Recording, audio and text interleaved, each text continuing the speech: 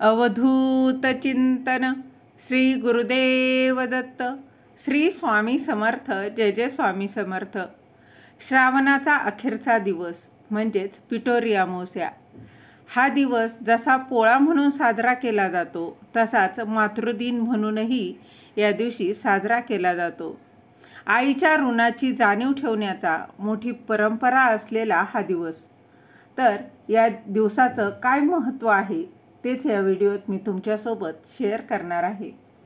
पिठोरी अमावस्या, इलाच दर्श अमावस्या आणि पोळा, तर बघा हे श्रावण अमावस्या या तिथीला साजरा करण्यात येतो. बैलांप्रती कृतज्ञता व्यक्त करणारा हा सण असून परंपरेनुसार या दिवशी बैलांची पूजा केल्यानंतर आई आपल्या मुलांना वाण देते. तर ऋषभ पूजन म्हणजेच बैलांची पूजा देखील या दिवशी केली जाते. तर 64 योगिनी म्हणजे उपजीविकेसाठी उपयुक्त 64 कलाच आहेत. त्याचीच ही प्रतीके आहेत. त्यांचीच पूजा करावी. व्रतात नैवेद्यासाठी पिठाचे सर्व पदार्थ करतात. म्हणूनच या तिथीला पिठोरी अमावस्या असं म्हणतात. आणि म्हणून या दिवशी मातृदिन साजरा करण्याची आपली परंपरा आहे. पिठोरी अमावस्येच्या दिवशी दुर्गा मातासह 64 देवींच्या मूर्ती पीठ मळून बनवल्या जातात. वंशवृद्धी, मुलांच्या सुख समृद्धी आणि दीर्घ आयुष्यासाठी या दिवशी महिला व्रत ठेवत असतात. ज्या घरांमध्ये गणपती येतो अशा घरांमध्ये पिठोरीचं पूजन होतं. बेदाणे घातलेली भाताची खीर, त्यानंतर हा खिरीचा नैवेद्य पिठोरीचा खास मानला जातो.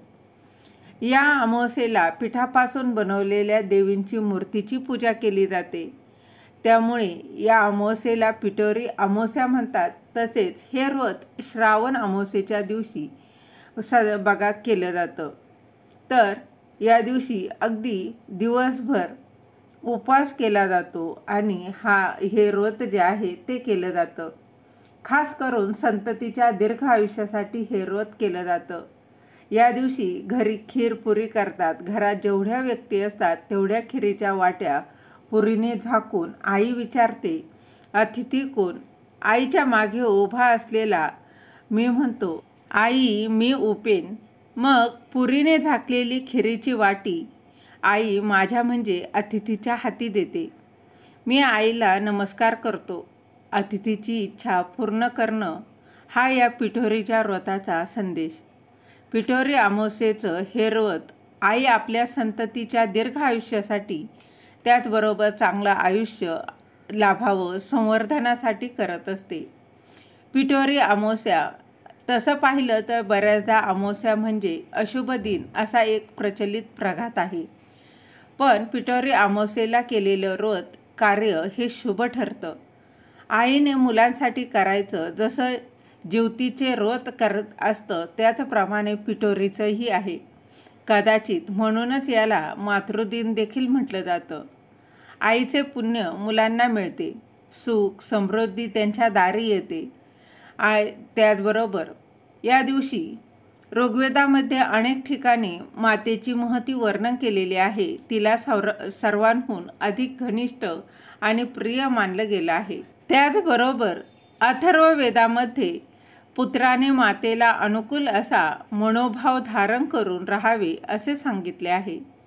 प्राचीन काळी गुरुकडील अध्ययन पूर्ण झाल्यानंतर शिष्याला निरोप देताना आचार्य उपदेश करीत असत आणि त्यात मातृदेवो भव, मातेची देवाप्रमाणे पूजा करत राहा असे सांगत असत. कथा अशी आहे की या सणामागची पौराणिक कथा अशी आहे. विद्या नावाच्या स्त्रीला दर श्रावण अमावस्येला मुलं होत होती. पण ती लगेच तिची मरण पावत होती आणि या कारणासाठी पतीने तिला घराबाहेर हाकलून दिलं. तेव्हा तिने कठोर तपश्चर्या केली आणि 64 देवतांनी तिला दर्शन दिले. पुढे ती पुन्हा घरी आली आणि विदेहावर प्रसन्न झालेल्या देवतांच्या कृपेमुळे तिला दीर्घायुषी असे 8 पुत्र झाले.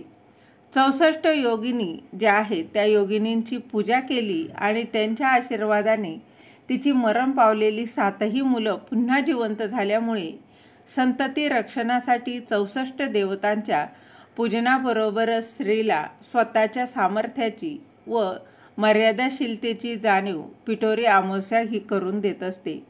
म्हणून ही अमावस्या खूप महत्त्वाची आहे. श्री स्वामी समर्थ. जय जय स्वामी समर्थ.